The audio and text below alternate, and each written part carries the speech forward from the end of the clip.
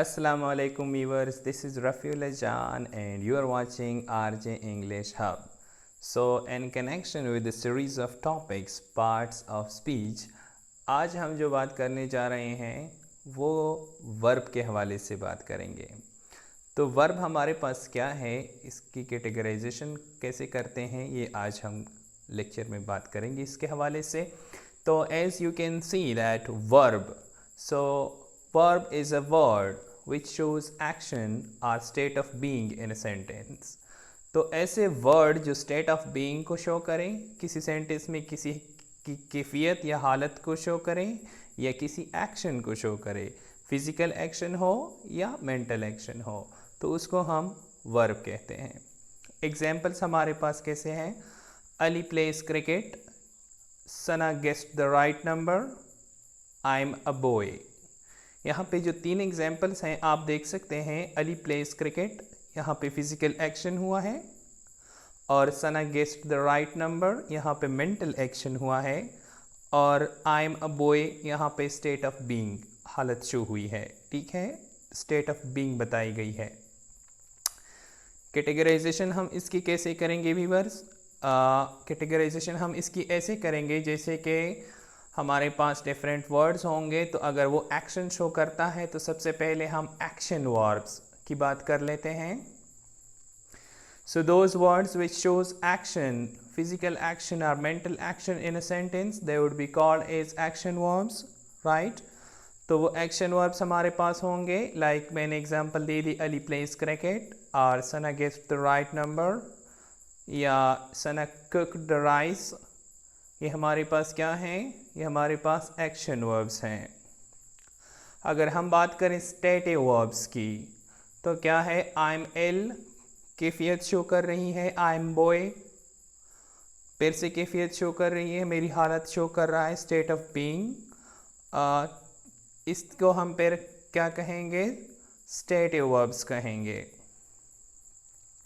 Next category की अगर हम बात करें ट्रांजिटिव वर्ब्स, तो transitive verbs are those verbs which need object for making complete sense, for conveying complete sense. हमें ऑब्जेक्ट की ज़रूरत पड़ती है कि हम अगर कंप्लीट सेंस कन्वे करेंगे, वरना तो नहीं करेंगे। फॉर एग्ज़ाम्पल, अली कुक्स, क्या? अली कुक्स राइस, ठीक है, या अली इज़ प्लेइंग क्रिकेट, ठीक है। तो हमारे पास यहाँ पे ऑब्जेक्ट की ज़रूरत पड़ती है in order to understand the full sense और complete sense of a sentence. हमारे पास नेक्स्ट कैटेगरी क्या बन रही है? इंट्रांजिटिव वर्ब, कि अगर हमारे पास ऑब्जेक्ट ना हो तो वर्ब हमारे पास क्या फुल सेंस कन्वे करेगा? यस, ऐसे वर्ड्स हैं, वैसे वर्ड्स हैं जो, या ऐसे वर्ब हैं जो फुल सेंस कन्वे करते हैं विदाउट ऑब्जेक्ट के भी। फॉर एग्जाम्पल, शी स्माइल्स, ही स्लीप्स, ठीक है। तो यहाँ पे हमारे पास फुल सेंस कन्वे हो रहा है विदाउट ऑब्जेक्ट के भी। नेक्स्ट कैटेगरी हमारे पास है ऑक्सिलरी वर्ब्स या हेल्पिंग वर्ब्स। जिस तरह के नेम से जाहिर है हेल्पिंग वर्ब, तो ये हेल्प आउट करते हैं मेन वर्ब को, ठीक है। कैसे हेल्प आउट करते हैं? ऑक्सिलरी और helping verbs are those verbs which shows time, tense, possibility और वॉइस, एक्टिव वॉइस है या पैसिव वॉइस है, ठीक है। तो वो उसमें हेल्प करते हैं मेन वर्ब की। For example, I am playing cricket, he will attend the meeting, ठीक है। तो यहाँ पे विल या एम जो है हमारे पास हेल्पिंग वर्ब्स हैं, ये हमें हमारे लिए टाइम भी बताते हैं, टेंस भी बताते हैं, ठीक है। तो ऐसे को हम क्या कहेंगे? ऐसी कैटेगरी को हम हेल्पिंग वर्ब्स कहेंगे, ठीक है। नेक्स्ट हमारे पास व्यूअर्स कौन सी कैटेगरी है? नेक्स्ट हमारे पास है फाइनाइट वर्ब्स। फाइनाइट वर्ब्स वो वर्ब्स हमारे पास होंगे, those verbs which are connected to subject such that change in nature of subject will cause change in form of verb.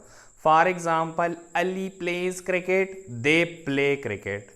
तो यहाँ पे हम देख सकते हैं कि अली के साथ जो प्लेज लगा हुआ है, वर्ब के साथ हमने इसका इजाफा किया हुआ है प्रेजेंट इंडेफिनिट टेंस में।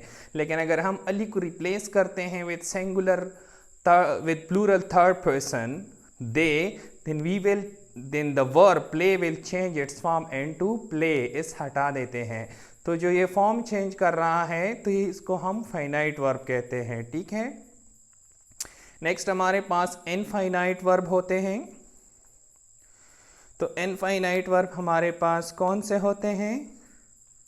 इनफाइनाइट वर्ब्स हमारे पास वो वर्ब्स होते हैं वीवर्स जो वर्ब अपनी एक्शन वाली सिफत खो देता है and it is in adjective और it is a subject, right, और it is an adverb in a sentence.